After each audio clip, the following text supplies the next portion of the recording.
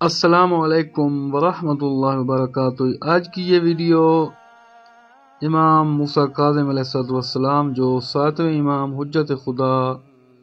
اور فرزند امام جعفر صادق علیہ السلام ہیں۔ پہلی فصل، آن جناب کی ولادت، اسم مبارک، کنیت اور لقب۔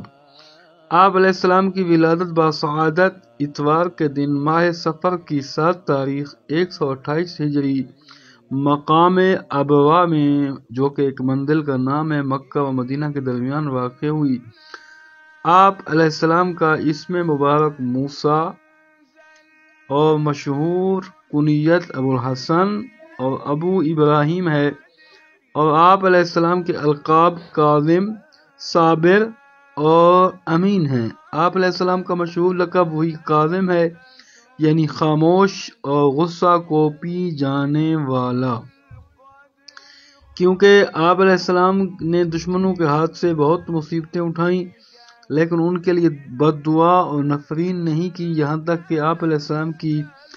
قید کے زمانہ میں کئی دفعہ کمین گاہ میں آ بیٹھے، لیکن انہوں نے ایک لفظ بھی خشم آمیز نہ سنا۔ اور ابن اسیر جو کہ ایک متعصب سنی ہے، وہ کہتا ہے کہ حضرت کو کاظم کا لقب دیا گیا کیونکہ آپ علیہ السلام ہر اس شخص سے نیکی کرتے تھے جو آپ علیہ السلام سے برائی کرتا،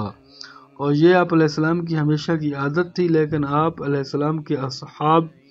تقیہ کی وجہ سے کبھی عبد صالح،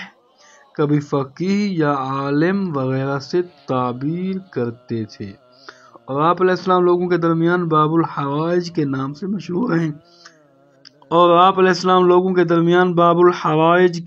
مشہور ہیں اور حضرت کی طرف شفاء امراض اور ظاہری و باطنی بیماریوں اور اعضاء و جوارح کے دردوں کے لیے، خصوصاً آنکھ کے درد کے لیے متوسل ہونا مجرب ہے، اور آپ علیہ السلام کا نقش خاتم حسبی اللہ، اور دوسری روایت میں الملک للہ وحدہ تھا۔